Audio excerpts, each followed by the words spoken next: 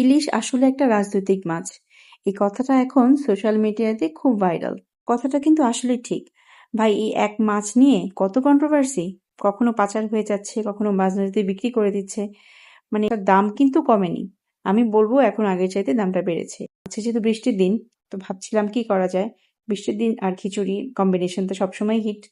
তো আজকে আমি ইলিশ দিয়ে ইলিশ খিচুড়ি রান্না করব। তো প্রথমেই আমি একটা মশলা রেডি করে নেব। সেজন্য নিয়ে নিলাম হলুদের গুঁড়া, 1 চামচ মরিচের গুঁড়া আর 1/2 চামচ ধনিয়ার গুঁড়া, সাথে স্বাদ মতো লবণ। আজকে ইলিশ খিচুড়িটা কিন্তু আমি করব সরিষার তেল দিয়ে। আমি সরিষার তেলটা বরাবরই খুব বেশি ইউজ করি, এতে করে রান্নার টেস্টটা কিন্তু বেড়ে যায়। তো এখানে প্রায় আমি 3 চামচের মতো, টেবিল চামচের মতো সরিষার তেল নিয়ে নিলাম। তো মশলা মাখিয়ে নেওয়ার পর এখন আমি মাছগুলো এর মধ্যে দিয়ে দিব। এই মশলাগুলো কিন্তু মাছের সাথে ভালো মতো মিশাতে হবে, যাতে মাছের গায়ে মশলা ভালো মতো ঢোকে, এবং আমি এটা কিছুক্ষণ মেখে রাখার পর কিছুক্ষণ ম্যারিনেট করতে দেব। ম্যারিনেট বলেন বা মাখিয়ে রাখা যেটাই বলেন, যাতে করে মশলাটা মাছের মধ্যে ভালো মতো ঢোকে। আর আপনারা আমার এই ভিডিওটি কে কোথা থেকে দেখছেন প্লিজ কমেন্ট করে জানাবেন। তো এইদিকে আমি ভাতের চাল নিয়ে নিয়েছি খিচুড়ির জন্য প্রায় 4 কাপ, 1.5 কাপ মসুর ডাল আর 1/2 কাপ মুগ ডাল। আচ্ছা খিচুড়িতে খুব বেশি ডাল ইউজ করলে কিন্তু এই ইলিশ খিচুড়ির ফ্লেভারটা কমে যায়। তো এখানে আমি যে এই মাছটা মাখিয়ে রেখেছিলাম সেখান থেকে মাছগুলো আমি তুলে নেব, কারণ এই মশলাটা আমি খিচুড়িতে ব্যবহার করব। আর আমি খিচুড়ি সবসময় মাখিয়েই বসাই, শুধু পোলাও চালে খিচুড়িটা আমি কষিয়ে তারপর রান্না করি। তো প্রথমেই প্যানের মধ্যে পেঁয়াজ দিয়ে দিলাম, অনেকটা পরিমাণ পেঁয়াজ দিলাম, তারপর স্বাদ মতো লবণ আর সেই যে মাখিয়ে রাখা মাছের ঝোলটা সেটা দিলাম। এটা করে কিন্তু পুরো খিচুড়ির মধ্যে মাছের ফ্লেভারটা স্ট্রং হবে আর কি। তো এখন দিলাম সরিষার তেল। আমি কিন্তু পুরো রান্নাতেই সরিষার তেলটাই ব্যবহার করছি। তারপর দিয়ে দিলাম 1 চামচের মতন মরিচের গুঁড়ো, 1/2 চামচ হলুদের গুঁড়ো আর দিলাম 1/2 চামচ ধনিয়ার গুঁড়া। এখন একটু রসুন বাটা দিয়ে এটা আমি সুন্দর করে মেখে নেব। আর খিচুড়ি মেখে বসালে আমার মনে হয় কি মানে ফ্লেভারটা বা টেস্টটা ভালো হয়।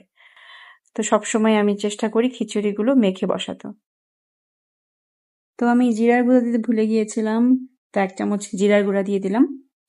আপনারা যারা আমার ভিডিওটি দেখছেন, আমার রান্না যদি ভালো লেগে থাকে, আমার ভিডিওগুলো যদি ভালো লেগে থাকে, প্লিজ আমাকে সাপোর্ট করবেন, সাবস্ক্রাইব, ফলো এবং শেয়ার দিবেন আমার ভিডিওগুলো, এবং বেশি বেশি করে কমেন্ট করবেন। তো এই পর্যায়ে আমি চাল দিয়ে ভালো মতো মেখে নিচ্ছি, যেহেতু আমি খিচুড়িটা মেখে বসাবো। তো আমার খিচুড়ি মাখানো শেষ। আমি চেষ্টা করব রান্নাটা খুব ইজি ভাবে করতে। মানে প্রতিদিনের যে রান্নাগুলো হয়, যেটা আমরা আসলে সকালবেলা ঘুম থেকে উঠেই ভাবি যে আজকে কি রান্না করব, তো আমি চেষ্টা করব সেই রকম রেসিপি আপনাদের সামনে নিয়ে আসতে। আমি কিন্তু সবসময় খিচুড়িতে পোলাওতে একদম ফুটন্ত গরম পানিটা ব্যবহার করি। এখানে আমি যতটুকু লাগবে পানি, ঠিক সেই আন্দাজ মতো খিচুড়িতে আমরা যেরকম দেই সেই আন্দাজ মতো ফুটন্ত গরম পানি দিয়ে দিলাম।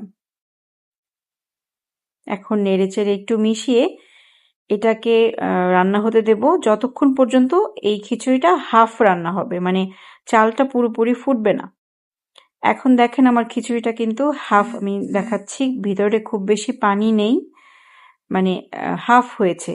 বাকিটা যে হয় না আমরা খিচুড়িটা দমে রেখে দিই সেই সময়টাতে আসছে, তার সাথে একটু আগে। তো এই পর্যায়ে আমি বেশ কিছুটা কাঁচামরিচ দিয়ে দিব, দিয়ে একটু নাড়াচাড়া দিয়ে মিশিয়ে তারপর খিচুড়িটাকে মাঝখান দিয়ে একটু একটু সরিয়ে নিব, যাতে করে আমি মাছগুলা সেট করতে পারি। যেহেতু আমি কাঁচা মাছ দিচ্ছি, কাঁচা মাছটা যদি এই দমে রাখি ফ্লেভারটা মাছটাও কুক হয়ে যাবে, কারণ ইলিশ মাছ কিন্তু খুব তাড়াতাড়ি কুক হয়। প্লাস এই ইলিশ মাছের পুরো ফ্লেভারটা আপনি কিন্তু খিচুড়িতে পাবেন। এই সময় আমি এখন মাছগুলো দিয়ে দিব খিচুড়ির ঠিক মাঝখানটাতে, ইভেনলি সুন্দর করে বিছিয়ে দিব, যাতে আমি চাইলে বাকি পাশ থেকে চালগুলো উঠিয়ে এটার উপর দিতে পারি। তারপর যে ঝোলটা ছিল সেটাও দিয়ে দিয়েছি। এখন এই কাজটা খুব সাবধানে এবং খুব কেয়ারফুল, মানে খুবই সাবধানে করতে হবে, আস্তে আস্তে কাজটা করতে হবে, একদম তাড়াহুড়া করা যাবে না, কারণ আমি চাচ্ছি না মাছটা ভাঙুক, যেহেতু বাচ্চারাও খাবে। তো একটু সময় নিয়ে আস্তে আস্তে পুরো খিচুড়িটা উঠিয়ে কভার করে দিতে হবে। আচ্ছা খিচুড়ি রাখার পর কিন্তু অনেকটা সময় আমি দমে রেখেছিলাম, প্রায় 30 মিনিটের মতন। আমার মাছটাও হয়ে গেছে। এখন দেখেন 30 মিনিট পর আমি এটা ওপেন করলাম, করার পর দেখেন মাছটাও হয়ে গেছে এবং কোনো মাছ কিন্তু ভাঙেনি, একদম মাছগুলো একদম আস্তে আস্তে রয়ে গেছে। এখন এই কাজটাও খুব সাবধানে আস্তে আস্তে করতে হবে, মাছগুলোকে খুব কেয়ারফুলি তুলে নিতে হবে। সবগুলো মাছ তোলা আমার হয়ে গেছে। এখন এই পর্যায়ে এর উপরে মাছগুলো আমি বিছিয়ে দেব।